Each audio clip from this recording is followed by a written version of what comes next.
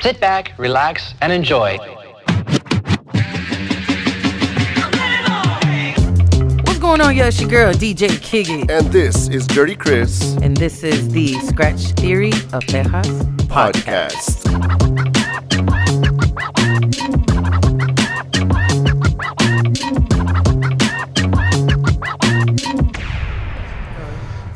Alcoholics that are withdrawing from alcohol. Mm-hmm. What do you think that is? Or what is that? I think from my experience in the medical, I don't know about, socially, but in the medical field, I think it's harder to when they go through withdrawals from alcohol than drugs. Mm-hmm. Drugs get out of your system a lot faster.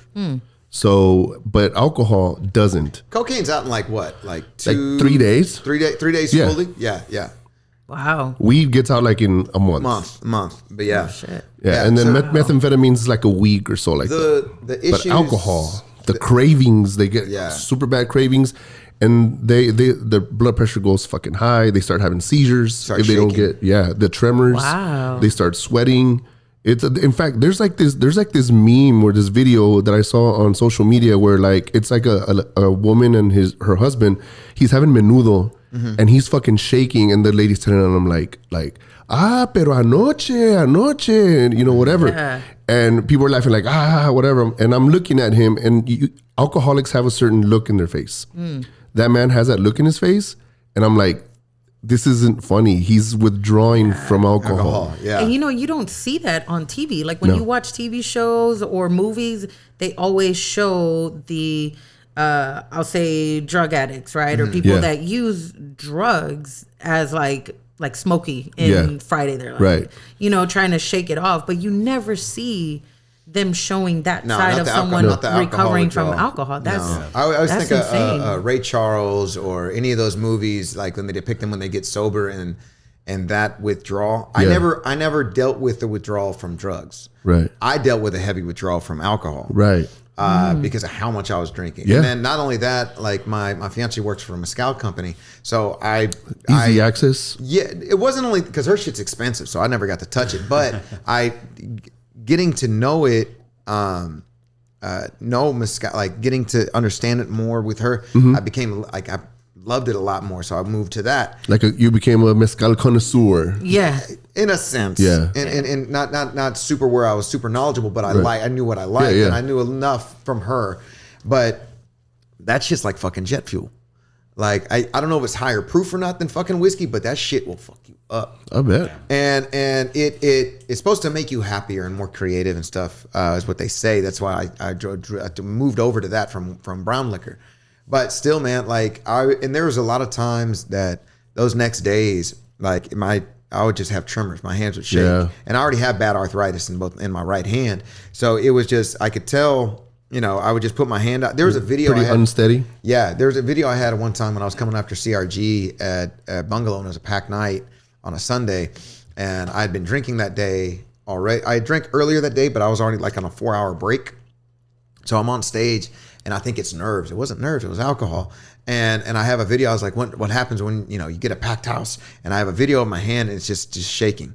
Damn. And I remember my fiance was like, you like don't post that shit. Like don't. I was like, oh no, it's just nerves. Like I'm trying to show people I'm human. And I didn't realize I think she was trying to tell me like, nah, like that's alcohol withdrawal. Damn. Like you're dealing with it. And, it's some serious shit. Mm-hmm. Wow. I mean, and there were certain points where I'd have, 1 or 2 mezcal bottles on the nightstand next to me. And, where I was, drinking, at night, she didn't know. And I would just pull out a little glass and we're watching TV. And I'm just you were at that point where you were hiding it then? Yeah, at certain times. Yeah. Wow. And it wasn't to get drunk. It was to loosen me up. I never, during the whole time when I was drinking, and even when I was drugged, I never liked to feel out of it. I never wanted to black out. I didn't like the feeling of blacking out. Right. I hated having to call my door guy the next day and be like, yo, so scale of 1 to, and this is routine. Scale of 1 to 10. How bad was I last night? Damn. How bad did it get? And if it was under a 4, I was cool. If it was above a 4, fuck. Wow. I got to think about it. And so once I started seeing all these patterns, I was like, man, I need to fucking clean up my fucking act. Here's a fun fact. In the hospital, we have beers in the pharmacy. Really? Yeah, because sometimes if the withdrawals are too bad, yeah. You give 'em- we give them lorazepam and benzodiazepines to make their symptoms be chilled out or whatever. Sometimes that doesn't even work, so we'll give them a few beers. And just, in fact, they have little vodka, little bottles, like the $3-4 ones that you see at the gas stations. Wow. And it'll be a prescription by the doctor. He's lying the whole time. It's just them partying. Yeah, right. They're in the I back. wish. Between surgeries. I've had a 12-hour shift. I got to get it in. So you being so vocal about this, number one, I think that's super Don't air brave me of out, you. bro. Yeah, man. Ahí estás atrás. Throwing them back. So you being so vocal about your journey, number one, in my opinion, that's super brave of you, because some people don't even like to talk about mental health or things that are going on with them personally. And for you to come out and consistently show like where you're at in your journey, I think that's super brave. And I think it's amazing for you to show that and show other people that may be struggling with some type of issue, especially what you went through, that they can overcome this too. Right now, with that said, do you think that that has affected, I know you may not care about this, but do you think that has affected either your following or your impact in your circle, like industry circle, where they may look at you different? And I ask this because when I had decided to not really drink anymore, I'm not saying I'm 100% sober, but I'm not one of those DJs that's out there like running to go get a shot to loosen up. You don't really drink at work. No, not at all, right? And so You don't? no. No, well, I'm saying like for the most part, Not at all. I'll say this: as long as I've known you, I don't think I've ever seen you saucy. No, I try to stay away from shots just because I just don't like how I feel. I want to be able to function the next day. And usually I'm with a water bottle or my big old canteen of water. And so I've noticed, and maybe it was just the people that were around me at that time, but I've noticed that they somewhat treat you differently. Like, you kicking ain't drinking. I don't give a none of that. So I'm curious if that has now been happening to you. Not where I'm at. Does that happen to you at Malavita? Yes. But it's not just at Mala. It's at other places too. Wow. The only reason I say Mala, because I can see it at Mala. Not to talk bad about it at all, but I'm a Latino, but I'm more like Chicano. I'm seventh generation, all that. But like Latino culture, like we fucking drink. Yeah. We drink and we yeah. fucking party, and that's how we celebrate. That's how we show respect. That's how we show love. Yeah. It's more celebratory. Yeah, and that's what I mean by it's not like, oh man, Latinos are just fucking drunks. Like no, it means something. Right. Yeah. That when we share a drink, exactly. we just made a bond. Yeah. It's a bond. Yeah. And I'll tell you the one thing I'll say. Well, not one thing. I'll say a bunch of things, but I'll say that I missed that part, that bonding of being able to do that in that celebratory. It's different now. Yeah.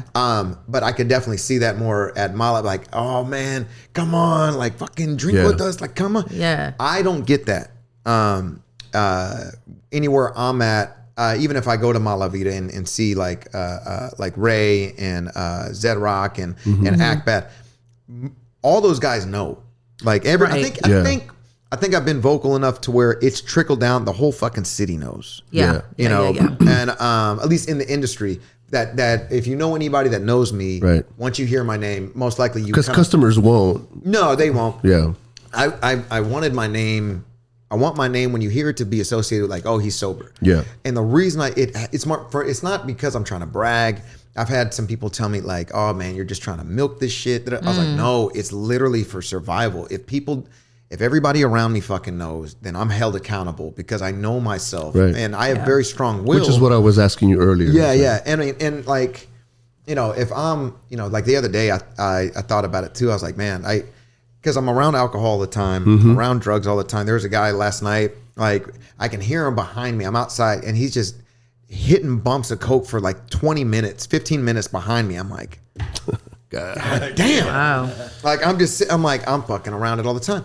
But I went into the cooler at Placeholder to cool off and I'm standing there. I'm like, I could really fucking have a drink if I wanted to. I'm surrounded by beer. I'm in a cooler. Nobody can fucking see me. So I still have a lot of heavy self control. But when I'm out, it helps. Do you have urges? Yeah, it's not urges to get wasted or anything like the that. Celebratory thing. It's more of the culture of it and the celebratory thing. The tough thing that I have, again, my fiance, she works from a mezcal brand. And Does she drink? Yes. Okay. Yeah. I'll be right back. No problem. She works from a mezcal brand, and because of that, like that's her passion. Yeah. Just like music's a passion for us, right? Right. So the tough thing for me is not being able to share that experience with her. Yeah. Her passion for it, for her to tell me her tasting notes, you know, to taste it with her and tell her what I taste as a novice. Because the coolest thing I think for DJs maybe is our partners when we do a set or create a, you know, a competition, you know, anything, whatever it is, right?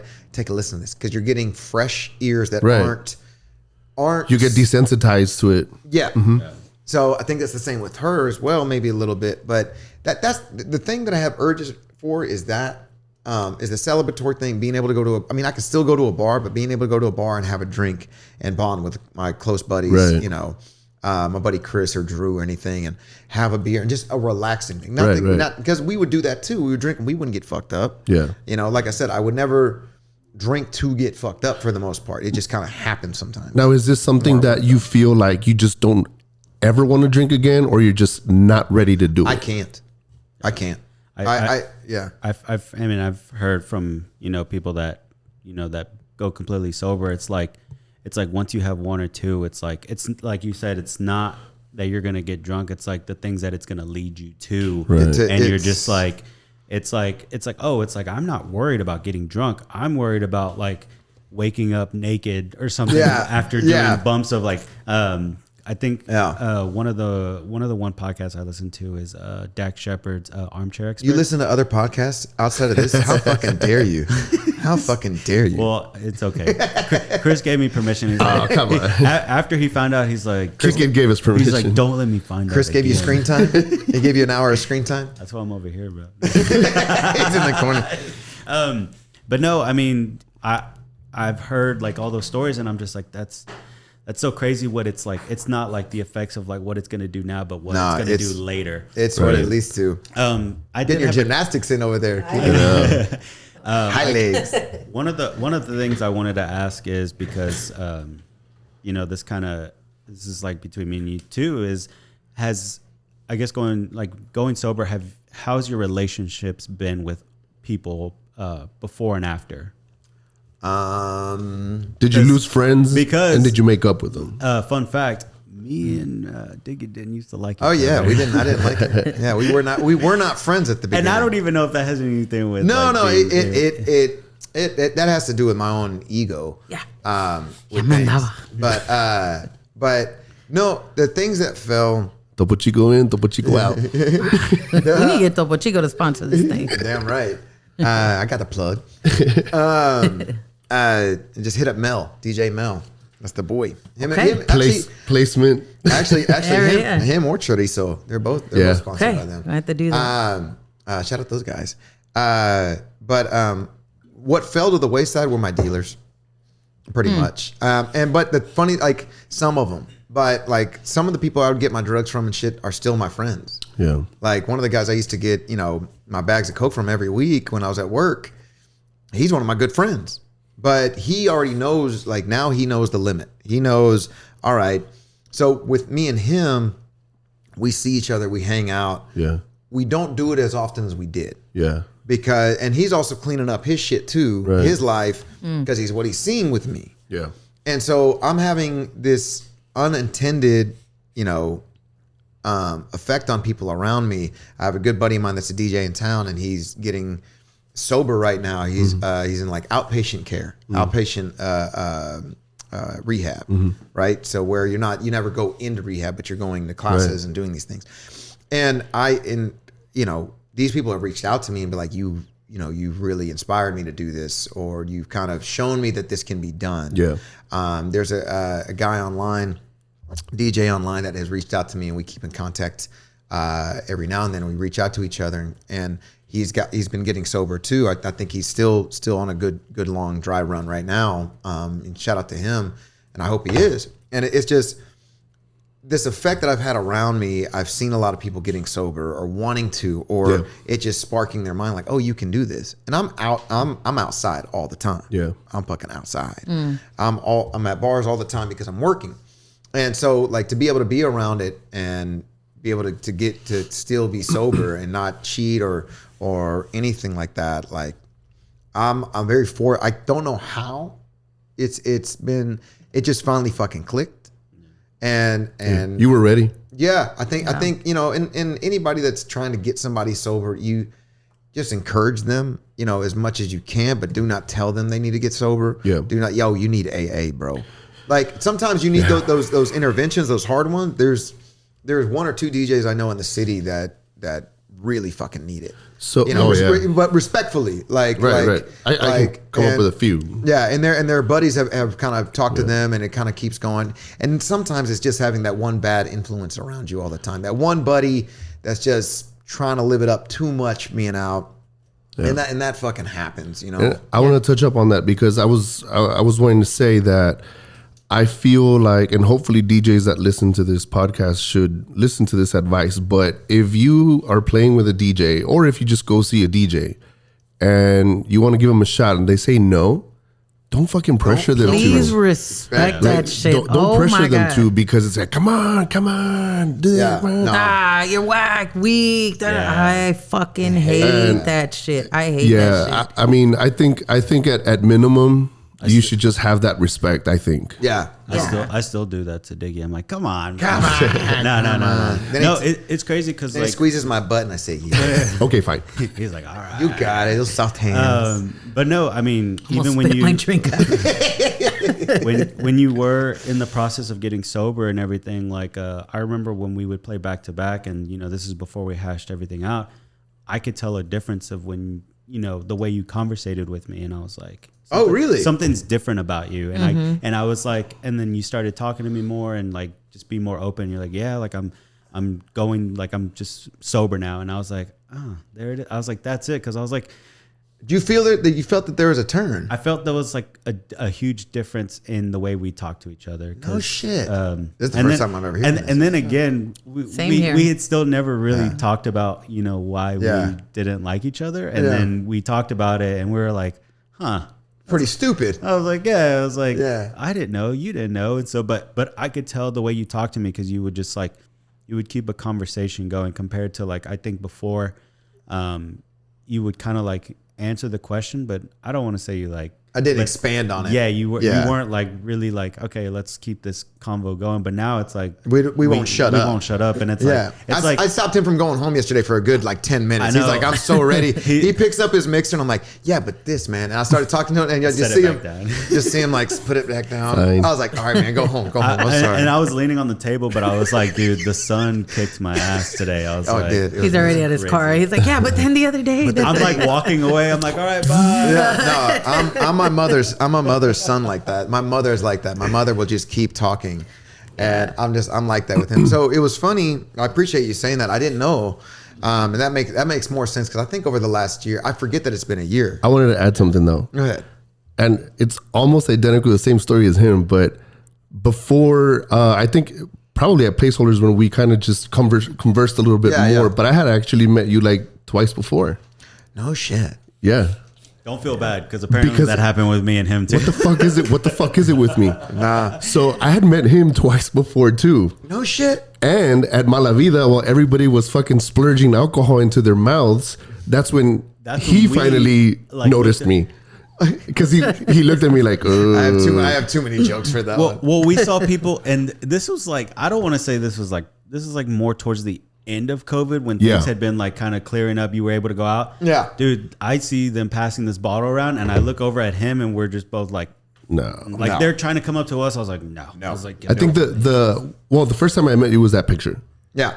I think I had seen you maybe once or twice. You know what? I had talked to you once when you were doing the tamale party. Oh yeah, tamale party. Yeah, and then at Volstead with All Day Ray. Yeah, when I had him on. Yeah. No, it's crazy that you say that.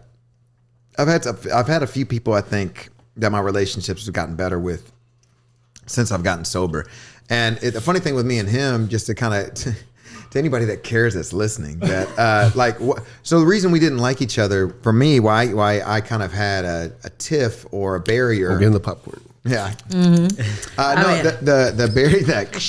The barrier with it was that at the time, early on, I was working for Dub Academy, and I had worked and I was a teacher, and then they shut down.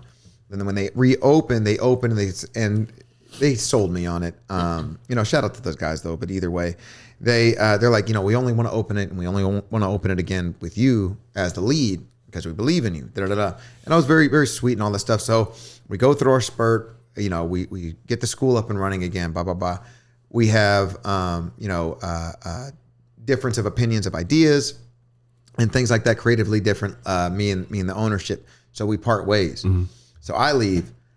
I think it may have been, it was probably took a lot longer than what I thought. But like for me, it was like the next day he had my position, and he hadn't been working there at all when I was there during that time. He had, I don't know how they got you in there. So the way that it happened is that you were there, and then I started working. I call them that company because I started working with that company, and I was doing like admin work for the other side of it. Okay. And then I was there for I think a couple weeks or months, but they had me like cold calling, and I hated it. But yeah, I remember doing that. Michael was actually the one doing, the other side. Shit. So he was there for actually a good while, but then they parted ways. And then one day they just came in, they're like, "Hey, how would you like to run this?" And I'm just like, "What?"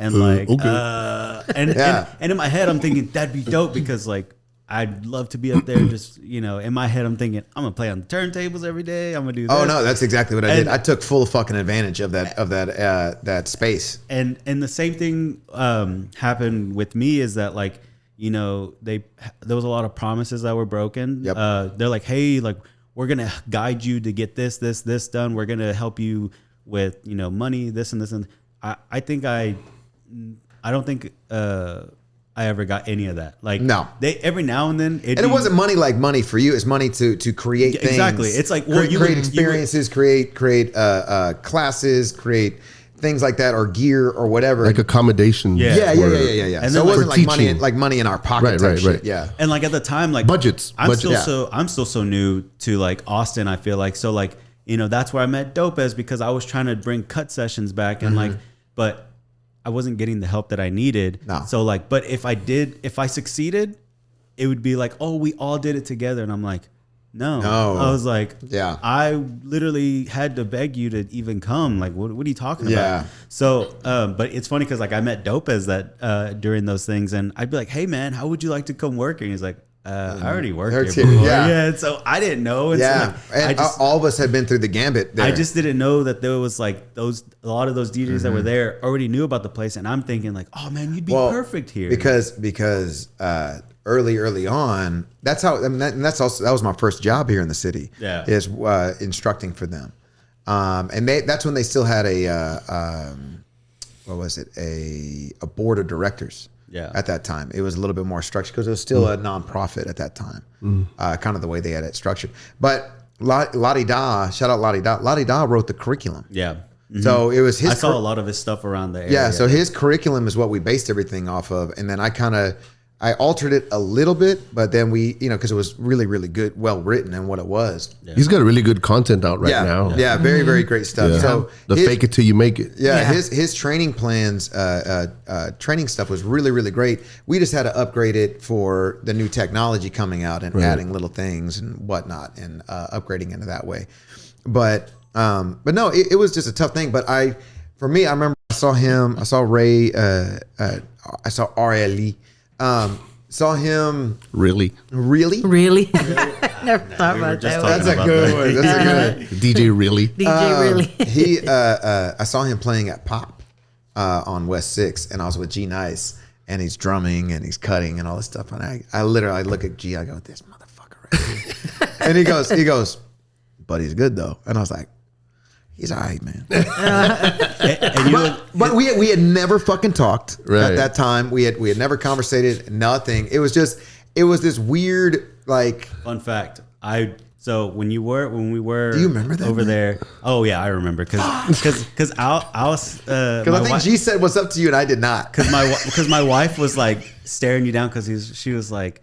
She's like, why is he being so rude to you? But it's funny because like I think FaZe had just came out and FaZe was having all those all the cheese mess coming out. I know. It was so funny. I'm like, dude. these weren't part of my questions. It was glitchy, so my shit wasn't working. So I was like, I had to drum. And so but prior to that, I think that one of the reasons why I was so standoffish because we had met 2 or 3 times. But at Dub, when I'd come in and they're like, you're like, I mean, you were super nice. You're like, hey, man, something. But then by the 3rd time, you're like, hey, man, what's your name? And I'm like, God damn it. And that wasn't on purpose. Really? That wasn't me. No, 100. Yeah. If I say I don't know, like to remind me your name, it's never and this is to anybody. It's never a thought out diss. Like what's your name? And that's and for me, I think Richard. Hi. I met you at the Raymond. We also talked at the what's it called? When they used to do during South by the late night stuff, and Boy Genius had performed. I put those on.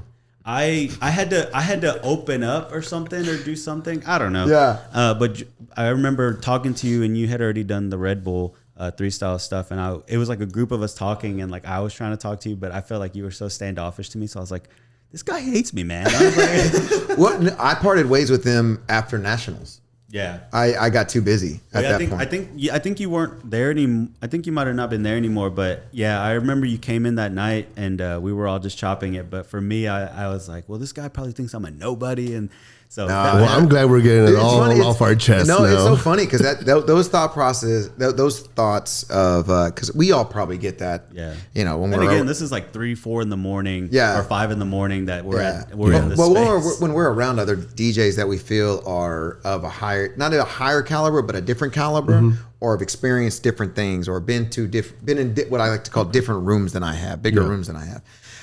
We'll get that thought process, man, they don't think I'm shit. Yeah. Those thoughts never come through my mind about anybody. I hate that it gets so busy at times and I meet so many people, and I think all of us can talk about that or speak on that at some point, is that we meet so many fucking people. It's so I hate not remembering to keep track of everyone. Yeah. I had a guy come up to me the other day. He's like, yo, Diggy, man, what the fuck is up, man? It's been a while. And I was like, yeah. Oh, dude, I have the worst memory with it. I'm really terrible at names for the most part. I do the introduction like this. Oh, hey, what's going on? I know. This is my homie Chris, and then I listen to the name, and they're like, "Oh, my name is Diggy." Oh, shit, I use my fiance for that all the time. Yeah, I use Jess for that too. But then they'll go, man, I fucking know her. We know each other. I was like, okay, I'm yeah. Like, Well, shit. Look, you know what? You know what my the fuck head. is his name? Yeah. So I'm like that.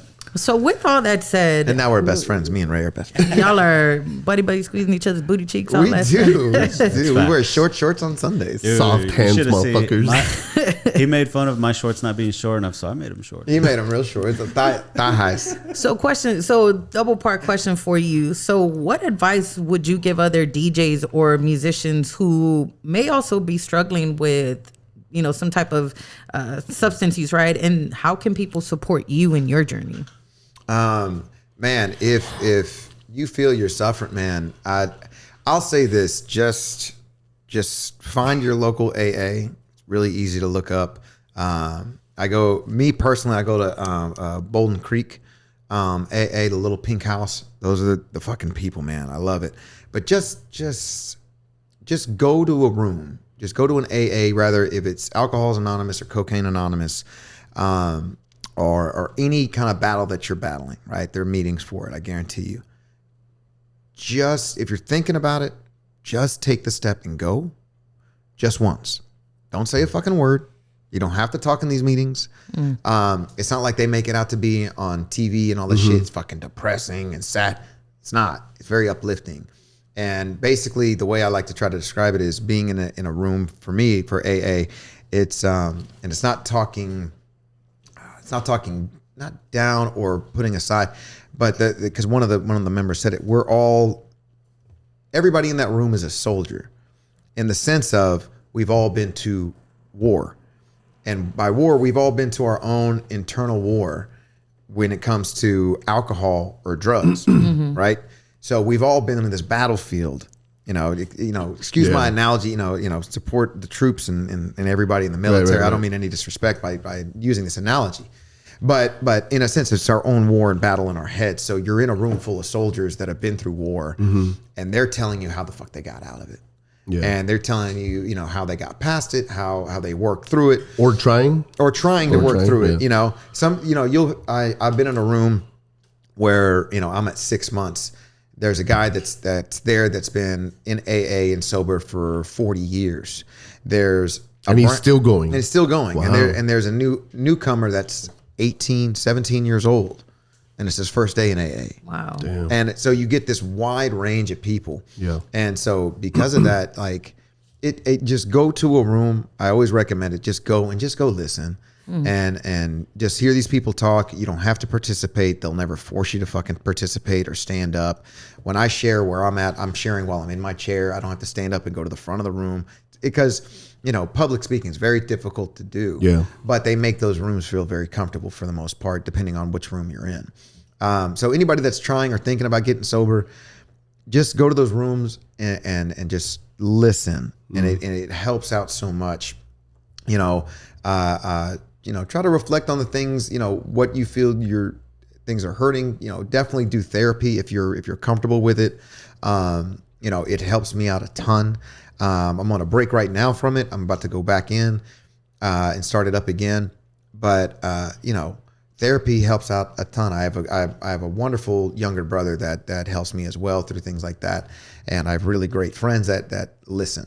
But that for anybody trying to get in that journey, absolutely. How to support me? Support this podcast. Shit. Support my buddies and my friends, because what it does, it just helps give a platform and a megaphone to be able to talk. Yeah. Supporting me, come to my gigs, and come see and enjoy what sober DJing looks like, I guess. Yeah. Or sounds like. Yeah. That's for me, that's one of the biggest ways, just coming and showing support and some love. You don't have to be there the whole time. That always helps me out. My schedules are always on my Instagram. Everything social media and internet wise is just DJ Diggy Dutch. DIGGY, last name TUCTCH. Any battles? No. Coming up? No. None at all. Are you retired from battling? No. Okay. No. Good. Who the fuck had just asked me that? Somebody. Was it you, Ray? You might have asked me. Somebody asked me what would it take for me to go into a battle again? And I said, it was my buddy Brax. He was just in town. Shout out DJ Brax. And I told him it'd be something that has to be worth it. Yeah. Because the mental anguish or I want to say torture, but the beat down that I put on my brain and my soul whenever I put together a set, because it means a lot. Yeah.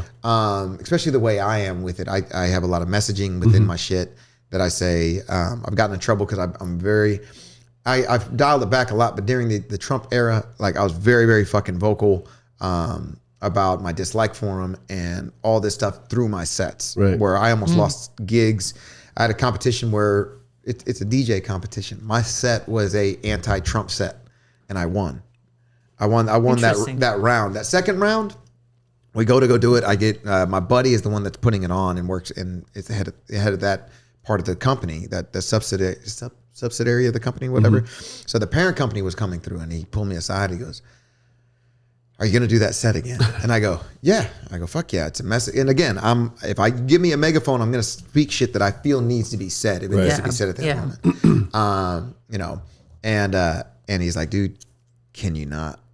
Just because we have investors and we're in Dallas, so you're up north, North Texas." And so it's like, all right. So, doing that, I ended up losing that round because I had to put something together last minute, whatever. But battling, for me, Redbull's always been my mecca. Yeah. I'm not a DMC kind of guy. Not because I don't like it. I'm not a dopez. Right. I can't cut like that. I can cut, but I can't tell you what I'm doing. And I can't control it as well as he can.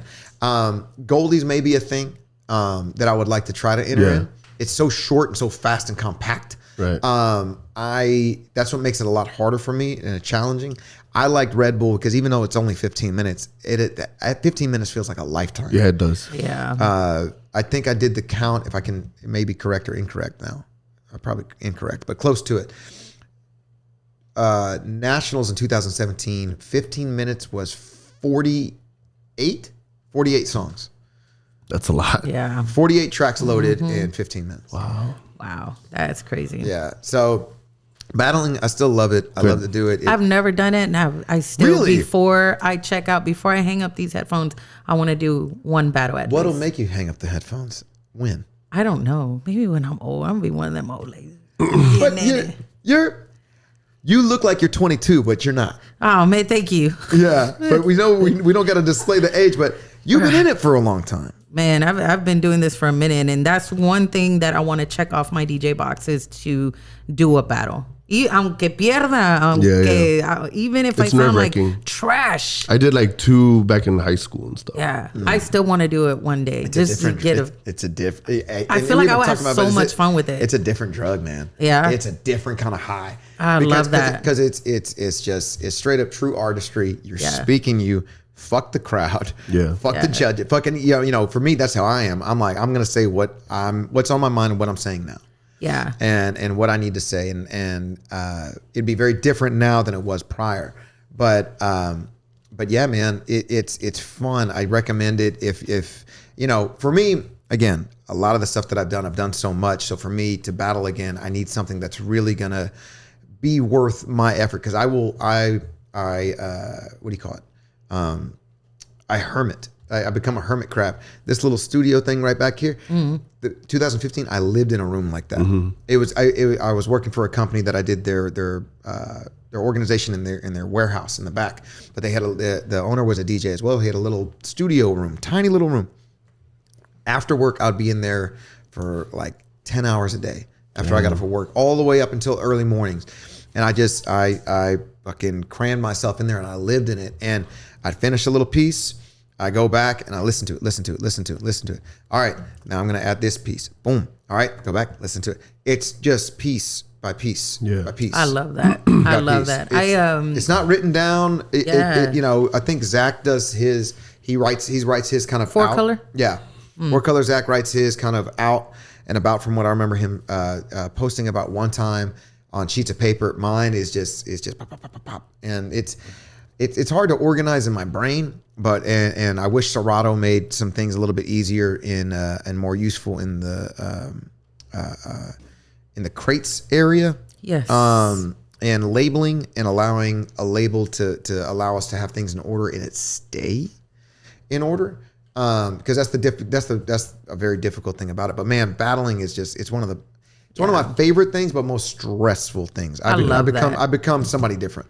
When you said that you put together a set, like an anti-Trump set, I remember, so I used to march downtown and protest for the whole Vanessa Guillen thing that was going on. I was also one of the early founders of the No Mas group. It's dismantled now, but I remember seeing that stuff. Yeah. I remember seeing it too. and so I remember I went to Enchufe Radio. Shout out to DJ Lamoon. She had put me on, and I curated like this whole set of like Latino power. We're immigrants. We're here. Anti-Trump. You know, all that stuff. And I had so much fun putting that together. And that at that moment, I was like, oh my God, I want to do a battle one day. But we're like right in COVID. I was like, who knows when it's going to happen? Yeah, so it's that. I admire that you've done cool. that. And I want to do that one day. Thank you. I get tingles. That's what it kind of feels like. That high of like, I really put something together. Yeah. And it's not just putting a playlist together. It's not like you're really. It's one of the very few times that I feel like a real artist. Yeah, and you're putting out a message, a journey. And a real musician. Yeah. I battle with that forever. Am I just a fucking DJ, or am I a fucking musician? Am I an artist? And because I believe there's DJs, I believe there's artists, and I believe there's musicians. As far as even in the DJ realm, right, in our world. You know, there's no disrespect to any of those three. Nobody's above anybody. It's just different. Yep. Because as far as that, I would consider myself just a DJ. I wouldn't consider myself an artist through DJing, because I don't really express myself through the music. I play music that feels good, but I don't have like a message or something like that, because typically my gigs are just to literally make people shake their fucking asses and drink. Yeah. But I have a good time with that. So I mean, that's just that's just me. Like I would. As long as you make him dance. It's just to make him drink over there. That's why he's giggling. But through photography is where I feel like I'm an artist. Interesting. That's where I feel like my artistry, comes through. Which, by the way, if you haven't booked a session with them, you need to do it because man, so good. But so I'm glad you touched up on that. And like you said, like no offense to them, because and you shouldn't, because there's people like me. Like I like to fucking play music. I like to make people shake their asses and drink. Yeah. And I have a great time with it. You know what I'm saying?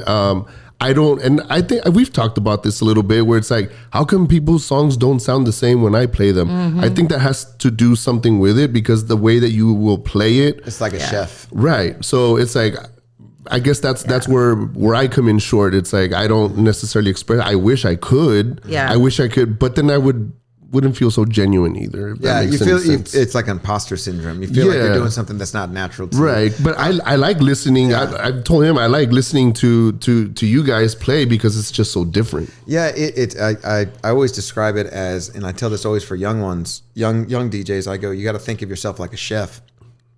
And by that I mean, we all have the same fucking ingredients. Yeah. We all have the same music now. Yeah. Or we have access to it at least. Right. And it's all about how you put those ingredients together and how you fucking serve that plate. And it's like, all right, I got a bunch of ingredients. Let me throw them all together. And it's a big old slop on a plate. Right. But it tastes great. Yeah. But it looks like shit.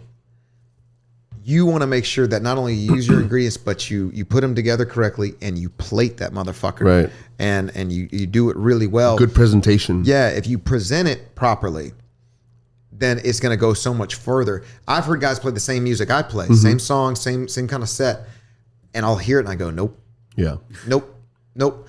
And not because the song's bad. No. It's not because the song's bad. It's just like, all right, there's another way you could have presented that song that would have had a harder right hook. Yeah.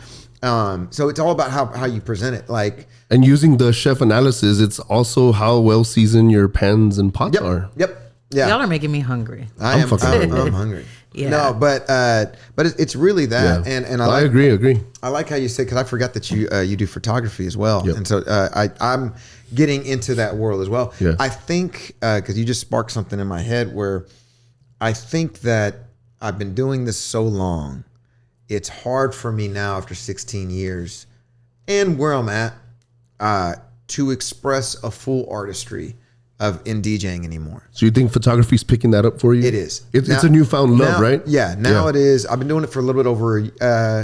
I started when I was still drinking, so about almost 2 years. But I got really into it when I've gotten sober.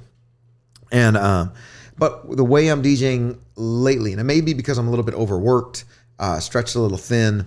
Maybe because I'm in a real grown up relationship and an engagement and things like that. But there's times where I'm at work and this shit just feels like work. My DJing just feels like work. I still try to be creative and fun. Yeah. And when I get those people that bring that energy toward me, cool. But in those slower ones, it's hard, and I don't feel like I have as much of a creative outlet to express. Yeah. Even though I get to play 7 times a week. Right. Or 7, 8 times a week. That's a dream. Yeah. But what are you playing? Yeah. Like my pool show on Sunday, it's fun because you're at a pool. It's very low sound. Yeah. Very quiet. And and I was like, all right, but that check's good. And I get to play stuff that I like, more loungy shit. But I'm not serving up a message with this shit. Yeah. I'm just playing cool playlist stuff that I've created in my head that I'm playing out. Placeholder, I still get to be really expressive. Yeah. But once they close, I don't get that as much as I can definitely not at Clive. Right. Because the crowds dictate a lot heavier there. Parlor Room, I'm on a Wednesday, I can still be expressive, but once I lose Placeholder, once that closes, it's gonna be hard for me. Yeah, but it's happened many a times. We've lost a lot of bars over my years, and things like that. But photography is becoming that outlet for sure. And so the other thing I'll say to young ones is that find multiple outlets of expression, but also because I wish I would have gotten really heavy into photography earlier on. because that also benefits my DJing. Yeah. Because I can look at Mighty Mike here in town with his videography that he does for Clive and his shows, and those recap videos are fucking amazing. And I need it's to watch super, those. and it's super expressive, and it builds his brand more. Right. So it's finding different loves, but all these things go into one. Audio production, video production. I found a lot of DJs that have jumped into photography and stuff like that. A lot of them. Lazy Boy. Yeah. Lazy Boy got into it. He got real into it when I got into it. He actually went to school. He's actually going to school and classes for it now. Yeah, too. we text all the time. Yeah. We send messages to each other. You steal my friend? You steal my friend? That's my friend. And he's always telling me like, hey, how do you do this? How do you do that? Or check this out. What do you think? And same thing. I'm like, yo, check this out. What do you think? Because he was just like he got a pretty good gig doing food photography. Really? Yeah. So he did like product stuff. So, I was like, that's why he's been doing a lot more product stuff. Yeah, he's been doing a lot of products. And then I think he went to the community college wherever he's at in California and stuff like that. I'll be picking your brain on this though, because I'm definitely dabbling into the podcasting, content creation. I know. I was just going to ask you, like, what are you supplementing your creative outlet with? So I had started dabbling into production, but not production like making my own beats yet. Mine is more like remixing. Right. So I've always had this thing since I was a kid. Like I live for the transition. So I have a heavy ear for transition. And when I was a kid, like, oh man, that song sounds like this. That song sounds like that. And so right now when you were talking about you find yourself just as a DJ versus a musician or an artist, I personally see myself as a musician because I've been told more than once that sometimes part of the reason why I'm not a good club DJ is because I try to educate people too much. Mm-hmm. I like to bring in the sample and then bring in like the remix song or whatever. Yeah. So the way I started it, another outlet is creating remixes. And so I launched an edit pack last year, like an album. I'm working on right. That's right. That was a good one too. I'm working on another one. Ray and I were actually supposed to work on one. Our schedules just haven't been in sync. But and then obviously the podcasting. Yeah. So those are the two things I'm starting to dabble into. Where a lot of what you and if y'all haven't checked it out, check out Richard's art gallery set by that is the essence of who Kick It is. A lot of people. I was gonna fucking ask you because people, listening to it, I was like, you didn't put me onto that. Yeah, I was like, she never. I was like, man, she never plays just anything that you played in that. I don't believe were original. As far as the original track that like you can get on Spotify or whatever, right? Everything that you were playing was not only were your blends and your cuts and everything dope, but the songs itself that you were playing out it was one track, but you were doing they were mashups or edits. Yeah. Per se, because I want to make sure the labels are on them. A lot of it kind of sounded like mashups, but not like early 2000s blog mashup type shit, corny. Mm-hmm. You were taking really dope old school beats and putting new lyrics of like R&B. I love doing that. Did you make those, or were those ones you found? So there was a mixture of them. So half and half, right? So some I did found whatever. And then what a lot of people don't know is I make a lot of my stuff on the fly. Mm-hmm. So someone can listen to a song I'm playing or two songs that I'm playing. Oh man, send me that edit. This ain't no edit. I just made this now. I get that a lot. I get that a lot too. But the way because sometimes you would pull to the screen and I could see your screen, which you're playing, and I knew at certain times you were playing flips or edits of tracks, and they were still super dope because you can tell there's a little bit more intertwined into it than just two tracks that you were doing live. But I get that a lot too. Yeah. It's like, yo, where's where's this? Send me that. Yeah, send me that mix or send me that edit. Or it's like, bro, I'm doing this. I'm making this up. It's gone. It's in the universe now. I'm like this cutting it. I'm like, I'm making this up. It's above me now. Yeah. It's out of me. That video, Richie's, the mix I did for Pitbull's Globalization, the very first one back in 2021. Those two are honestly true. To who I am. Yeah. I get labeled a lot as a Latin DJ, and it irks me because really, I was going to ask you that. I get labeled. Have questions for you. Oh my, it irks me because I'm like, yes, I'm Latin, and yes, I'm a DJ, but I'm not just a Latin DJ. And I've been told it's because of the organizations you're associated with and all that stuff. Yep. And it's like, yes, I can play Latin music in my sleep. Yeah, but who I really am, the music that fuels me, where I feel the most passionate, is the stuff that I played after your set at South by. Richie's, and then that mix that I did for Pitbull's Globalization in 2021. Like I'm mixing Latin, hip hop, R&B, funk. All that is like. I will say, anytime I see you doing like all Latin sets, it's always really good, but it never feels like you. Because as much as what I know you, is how I know you and what you've shown to me in our time together, I'm like, yo, she's a fucking hip hop head. Yeah. Like she came and played. She did a guest set with me and Leslie at Placeholder on or at Parliament. Oh, it was all vinyl. That's right. On a Wednesday. Yeah. And all wax. We were doing all wax Wednesdays at that time. And I knew she had been around. I knew Kick It had been around for a while, and as far as in the DJ realm or in music or involved in it in some way, and a record collector and a selector and all these things. But when she showed up with her records and everything's tagged. Not only tag, but she has her cue markings on the records. Right. I was like, she's a fucking hip hop head, man. Yeah. And so when I see you doing Latin gigs and things like that, like a lot of Frida Friday, a lot of the Mala Vida, and a lot of the associations you're with, which are fantastic associations and people. I'm like, man, I want hip hop Kick It. I want because people don't hire me for that, and I have my own R&B Kick It. Yeah. Oh, you'll get it Sunday. Now I don't get any of that either. Nobody. Everybody just thinks I'm a competition guy, and I never get the invites to R&Bs, to hip hop parties, any of that shit. But I digress. But yeah. So like I love seeing that side of you. When I have so much fun with it. I have a residency once a month, and not a lot of people know about it because people don't gravitate towards that. I have a coffee beats and breaks at Spokesman Coffee. It's the that's right. You did just start that. The first Saturday of every month, and I bring crates. And I'm there DJing on vinyl, and sometimes I'll switch to laptop just in case like I want to play a cool flip or edit or whatever. But not a lot of people gravitate towards that because all they know is Latin kicking. I'm like, y'all get out of that because do you feel and I have this feeling, I think I've heard it like in whispers over time from a few cats.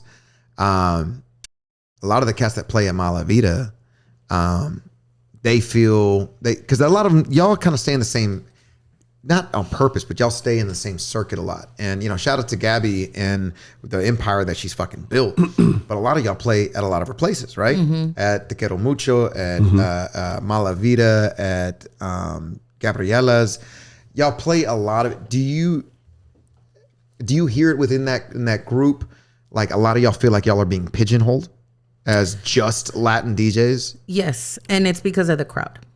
I think Cortez spoke about that in this podcast he did for Keynote. Because Ortiz told me about that personally. I think he talked about that. Her crowd, and it's not anything on Gabby. It's just that following is heavy and true to Latin music. Yeah, Bad Bunny, play Bad Bunny all day, all the time, and Peso Pluma is now the new Bad Bunny. So I'll tell you this real quick. When the last time that I played at Papi C, which is her monthly Latin gay night, and we went to Rain on 4th, and so I'm like, okay, so it's gonna be Rain's crowd along with Malavida's crowd. So I'm like, all right, I could finally get away with a little bit of English queer music. So I'm gonna play some tracks off of Renaissance. I'm gonna play some Madonna. I'm gonna play some. And you play with Enrique, right? Yes. Yeah. And even if I try to dabble into that, they will get a text. They'll say they'll text Jason or they'll text Gabby, hey, whatever, what happened to the Latin music? People will complain. And so then they'll come to real? Yeah. And so we're on a group text.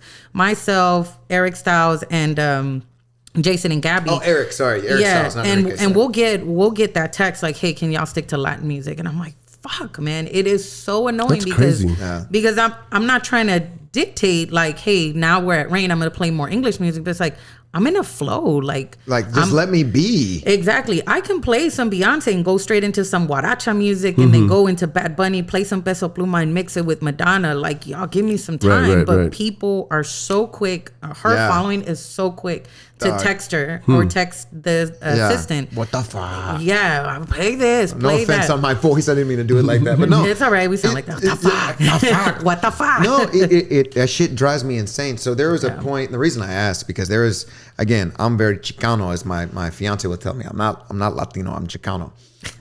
She tells me that all the time. But I'm not Mexican. I'm Chicano. I have this weird relationship with Latinos in Texas, especially in Austin. I am of Latin descent. I am Mexican. I'm also Canadian and French. But I love my Latin culture. I love Latin people. They do not love me back.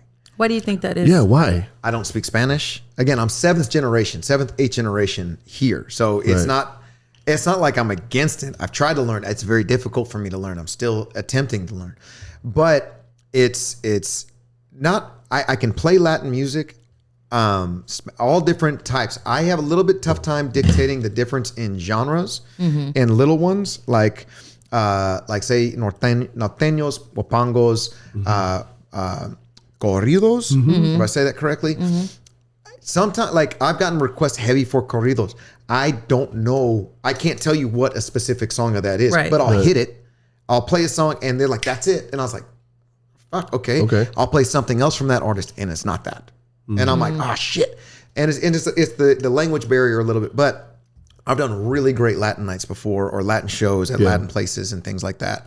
But the disconnect when they start not liking me a lot is anytime they come to request and they come to talk to me, they'll talk in Spanish to start, which is fine. You know, and that's your native tongue. That's your native speak. Absolutely. I'm not going to tell you, speak to me in English. You know, we're in the States. Fuck no. Yeah. But once I speak in English and I tell them, I was like, no hablo, I don't speak any Spanish. I'm sorry. I go, but can you tell me in English? Or can you write it down? I get so much kickback and crazy and anger and all that stuff. But same thing. I dabble in, when I play Latin stuff or Latin things, I love to do hip hop and Latin. Probably the best received that I've ever had, because I've never played for at Malavita or for Gabby, so I haven't had to deal with that crowd yet. But I played at Volstead, and when we did it on Sunday nights after La Cruda, when La Cruda used to be over there. So that crowd, I used to get that a little bit, but they were. That was a mixed crowd, wasn't it? Yeah, you would get a little bit more mixed. So I would, that when you're saying about Beyonce, I would go from a 70 BPM something Masor, that's double time. Oh yeah. Into fucking diva. Like I have these dope fucking ways of doing this shit, and I'm like, man, just take it in. But the Latin, like it's that too. It's rather I'd get pigeonholed when I was playing Latin stuff. All right, you're a Latin DJ. This is all you are. It's like, nah. And I go, I couldn't be because I don't have enough repertoire of that music. I didn't live with it enough, and I'm not gonna, fake it. I go, I'm gonna play you what I know, and I'm more of a cumbia guy. I know cumbias pretty well. I know them, I know the rhythm, I know the patterns, I know the artist, I know that way more. But when it got into reggaeton and that pushed heavy, my cumbias didn't do shit for people. And that now when you go and I'll see Susi, and then they're playing, is there not like there's a name for it. It's like corridos and stuff like that, but it's old school, like norteño type of stuff. Maybe? Kind of. I forget the name that she has for it. Leslie knows it. But it's very like regionally specific. And so it's hard for me to play. And so I just backed out. I was pushing cumbias and Latin music in a lot of my sets, especially on Rainy. And I just backed away from it because I would get bombarded right away. And that, especially once Bad Bunny happened. And, I love his music. I think he's I think he's a great artist. I think his audience is just very, very aggressive. To say the fucking least. And I'm saying that nicely. So I was DJing a lot at Gabriela South and downtown as well. And Taquero Mucho. So I would do those little four. I didn't get to DJ at Malavida, but in the beginning of Gabriela South, I used to love to go play there because I would play a lot of music that I like for example, like I would play like Luis Miguel, I would play like Magneto, and who's Faye, Mi Media Naranja and shit like that. I, like stuff that I grew up with, because my mom or my tias would listen to. And there was hey, I gotta remix that one. I have it. So I used to play that stuff, and then a lot of the people would appreciate that. Because you never hear that shit in any place. But then the crowd started coming in and demanding more of the Bad Bunny stuff and shit like that. And then I feel like the place changed. It did. I think which at least what I felt, because I was outside, which is great. So, like you got your business and everything evolves. Perfect. Yeah. That's great. However, it started evolving more into a club. Yeah. And now I see there's like lights and bottle service and stuff, when it used to be the restaurant you could go and chill with. Yeah. Once it turned club, right. Once that area, and I think that what we were talking about earlier kind of come back around to it. Once it became kind of more the club area of things is when I got lost in it. I was like, it lost me. Yeah. When it came to those things that I grew up. Like I couldn't evolve with that. I couldn't either. I couldn't because then people were getting upset if I didn't have a specific song. They would really get upset. They get mad. There was this one guy who came up to me and he asked me for a Calibre 50 song, right? I had no idea who Calibre 50 was. And I knew he was a little bit drunk, but he looks at me like you don't have Calibre 50? Yeah. Like angry. Fuck. Yeah. And he walked out. Yeah. And oddly enough, that was the last song of the night that I was playing. So then they put the house radio on and they put a song, and then everyone was like, sorry, Shazam. It was Calibre 50.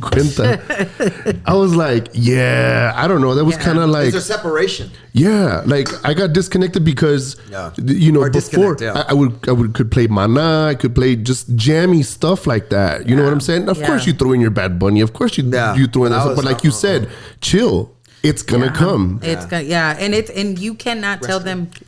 And you cannot tell them anything. You cannot tell them you don't have it. You don't know who that is, because they get so mad. Right. I did a quince a few months back, and the same thing. And I knew what I was getting into. This was a quince, my very last quince, for the record. My very last quince. There it is. This was in the outskirts of San Antonio. And you told me about that. Yeah, and this guy came up to me. He goes, "Hey, can was you it play in Divine or something?" Yeah. He was like, "Hey, can you play some Tejano?" I was like, "Which one?" He's like, "Well, you know Tejano." I was like, "I don't listen to Tejano. I don't like Tejano." He looked at me like, "Are you fucking crazy?" He's like, "Where are you from?" I was like, "I'm from San Antonio." He's like, "And you don't like Tejano?" I was like, "No, I don't like Tejano. So if you want me to play Tejano, you got to give me something. I can't read your mind." He got so offended and walked out. Next thing I know, I viene la mamá, the one that hired me, and she's like, "Can you play some Tejano?" And I was like, "Yeah."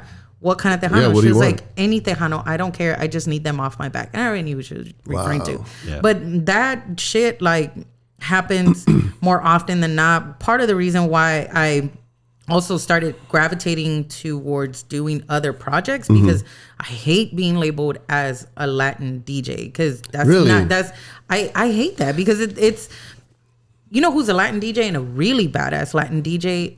Danny Ritmo. Oh yeah, he is amazing. For me, and spicy too.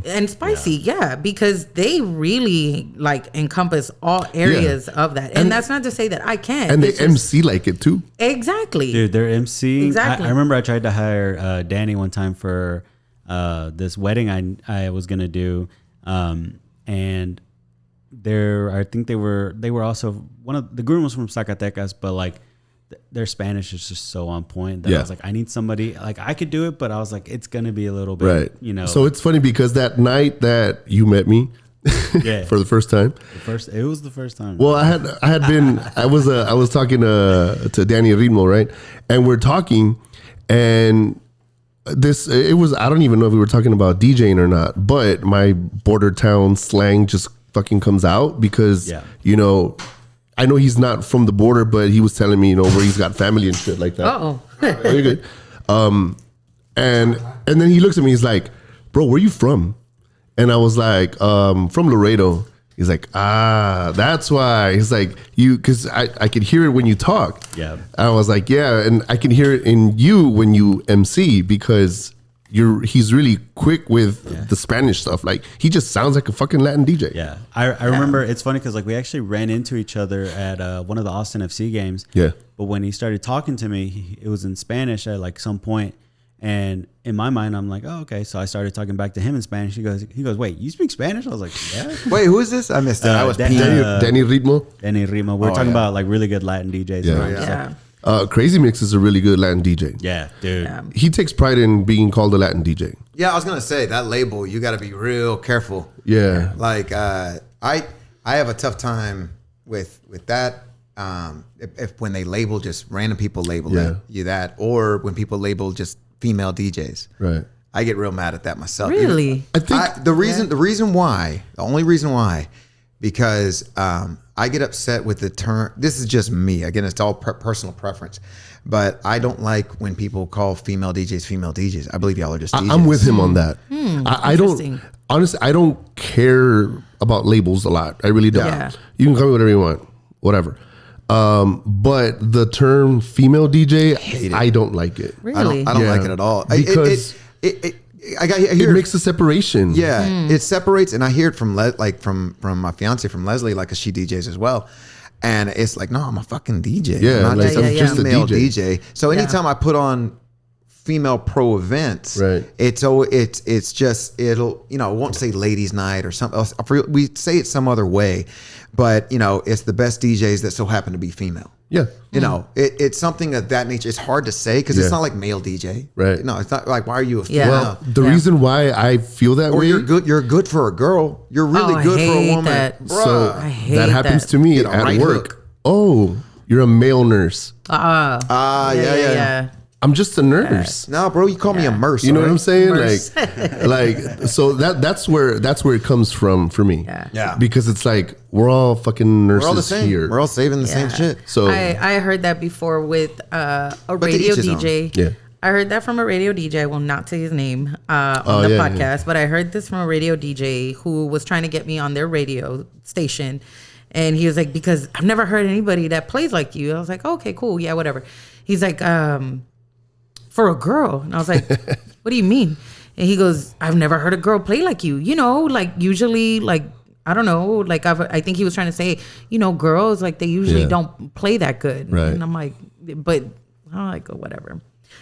But anyway, with that said, Diggy, it has been a pleasure chatting with you. Yeah, it has been a pleasure learning about your journey. And bro, this was fucking great. Like hopefully, this is a lot. Maybe we need to have a part 2. We're like over 2.5 hours of content. And this is great. I'm down to do a part 2. I have a lot of shit Hell to talk about. Hell yeah, we'll definitely do that. I want to do a quick 5. Yeah, for sure. We do this with all of our guests. Cool. So quick 5 is just quick one answer. What you think? All right, let's do it. Coffee or tea? Ooh, coffee. Cats or dogs? Cats. Books or movies? Movies, but I want to be books. All right, okay. Board games or video games? Ooh, I've been getting into video games lately for the first time in 36 years, but I prefer more tactile. Like I like chess and shit a lot more, but Really? I've been getting into video games to escape after work more. Yeah. So it's a new journey for me. I was never a video game guy. I was always more of a board game. But, Board game? But I'm getting into video games very heavy. So Okay. Last 2. This might not have been 5. I got last, 2 for him. Okay. Oh, yeah. Serato or wax? Like true wax? Ooh. It's a tough one. I'll say Serato. Serato? The reason why, only reason I'll put behind it, there's just so fucking much and so much creativity you can do. Like I watch No Kids all the time. One of my best friends. He is insane. Fucking insane and amazing. But he can do that on Serato as well. But then so much more if he wanted. Yeah. So I love wax, but as performance wise, I would always say Serato. But personally, I like wax. Last one from me, and I'll pass it on to you, Chris. Requests or no requests? Fucking no request. Go for it, Chris. If it's a good one and you got $100, I'll take your request. Exactly. All right, brother. Capture One or Lightroom? Ooh, Lightroom. Lightroom. I use Capture One. I will get into Capture One eventually. It's a photography software for any DJ nerds that don't know. It's like between Serato and Tractor, or Serato and Record Box. It's the same idea. I will probably get into Capture One because of the tethering abilities with live shooting when I start doing footage. So I use that. That's why the screen's here, because I tether it to the laptop and then HDMI there. So when I shoot my clients, they look at it right away. Do you feel it's way better than Lightroom? It makes me more money when this setup, because it looks more because of the professional. tethering. Do you do your editing in Capture One or in Lightroom? No, in Capture One. Really? Yeah, I think it's far superior. Even with the new denoise that just came out. with Lightroom? I use a plugin in Photoshop to denoise. Really? Yeah. There's a whole. You heard about the whole brand new thing? Yeah. But and then I transfer out to Photoshop too. But I will pick your brain after this eventually, because once I start getting into the professional side of it, which I'm starting to really soon, I'm trying to figure out my peripherals on what exactly I'm going to be using. Is it going to be Capture One? Is it going to be Lightroom? Yeah. I've been with Lightroom right now because it's what everybody uses. Kind of like Serato, everybody knows. But like shit, what can Rekordbox do over there? So yeah, I've been very interested in Capture One. And second one, natural light or off camera flash. Natural light. Yeah. Mm-hmm. I'm a bigger fan of natural light and trying to make your exposure work for even low light shots. Okay. I get some really fucking dope low light shots that'll pop out of nowhere in a club. What camera are you using? Fuji X100V. Okay. Yeah. So I have some really dope ones I'll show you once we get off about that I've gotten. I always try to capture in the moment in that lighting setting, because I see a lot of guys that are out, and it's more for like promo for the bars and stuff like that. Well, I made my mic sound real nice now. Now it's sounding real good. But a lot of the photography looks the same to me. The light, because it's all on camera flash, right? That's going up. Yeah. So it's always well lit. It's always posed. It's always or whatever. And so for me, it's like, all right, they're good, really sharp photos because you're shooting with a Sony A7 IV or whatever, you know, the latest shit. Yeah, you're gonna fucking nail your focus all the fucking time. I like the impurities, more so myself. It also gives you a little bit more wiggle room to not be perfect all the time. But it's really interesting and creative wise, just like DJing in a sense. It's really creative to be able to. Or I found more creativity in trying to work with low light and stuff, like you having these red and blue, like the shots I took right before we started are going to come out pretty fucking cool. Like instead of just overhead flash that I get, you know. So, but you can do some dope shit with shutter drags and shit. I love that shit. I'm a huge fan of lighting. That's like what I've been studying is just lighting. I use off-camera flash. I never put the flash on top of the camera. So I got soft boxes and all that shit. I'll use those all the time for portraits. So honestly, I cannot shoot natural light. Really? I didn't start that. Now I'll say this. I shoot because I haven't done any professional work yet. All the natural lighting stuff is more architecture styling or street shots, street photography, whatever people label it. But in studio, like if I'm doing portraits, anything, I would much rather have controlled lighting. Yeah, myself. For sure. Yeah, for that. But just going out and about, I like it. And then even in clubs, but if I'm doing professional work, I wouldn't. Yeah, professional work like top or what do you call it? Headshots, anything. Right. I would never use natural light. It'd be so difficult. Yeah, for sure. Time wise, and trying to fucking direct a damn pose somebody and catch the light right away. Fuck no. So that's the difference. I know it's photography nerd talk. No, I'm glad you let. I'm still trying to learn this. Nobody ever picks my brain about photography. I love this shit. Well. All right. Well, that was it. Episode 3 in the books. Diggy Dutch, Chris, DJ Kick It. Yo, and we out. Diggy Dutch. We got an announcement from the producer over here. Raimundo? He's going to be our next guest at the cut session. So. Oh yeah. I am. Yeah. All right. I fucking forgot. The next cut, is that the one in San Antonio? No. When's the next one? I don't know. So we haven't actually booked the actual date, but Diggy is going to be the next guest at the cut session. You know, we've had guests in the past. Diggy is preparing. You know, speaking of sets, that'll be a fun one. So he's going to have something ready for us. Yeah, that'll be a real fun one. Hell yeah! And afterwards, I'm going to battle him. Okay. All right. JK. Real quick, plugs. What you got going on this week? Anywhere people can come out, check you out, and where can people follow you? Today's Monday, so it is the beginning and end of my week. Let's see. Monday nights I'm always at Clive on you can find me all up and down Rainy Street pretty much all the time except for Saturday night. Saturday night I'm at Jackalope South South Shore, and then Sunday brunch I'm at the Proper Hotel. But actually, speaking of, I just got a text about this Saturday. I will be this Saturday. They're giving me the big boy slot at Parlor Room, giving me 10 to 2 Nice. Saturday night. hopefully we have a fucking good night. So it's always hit or miss on rainy with people out because the heat or the parking, all that shit. So the heat. Fingers crossed, the Saturday night that'll be dope. That'll be fun. So they finally give me the stage and I'll get my lighting guy finally. So it'll be fucking. Where can people follow you? Man, all social media, DJ Diggy Dutch. Spelt like it sounds. Oh, and Friday I'm doing a guest set at Cly Friday night with my buddy. What does he go by now? Oh, DJ Be Better. Used to be Chewrocca. But Chewrocca. Okay. Okay. Yeah, Be Better. I'll be doing a guest set with him. He has his lighting guy coming out. We're gonna get real dancey and it'll be real fun. Okay. It's real fun when I play with him because it's so fucking sporadic. Make sure y'all check it out. Yeah, it'll be good. You got anything coming up? The Q. Shout out to DJ Ammunition down in San Antonio. When is that? It's on the 25th. Sunday. Yeah, it's a Sunday. He's bringing out Jay Espinosa. Dope. And there's I think there's quite a few. There's one other DJ from Austin. I think Crazy Mix is going, but it's a whole bunch of other San Antonio locals. When is it? It's on time? Sunday.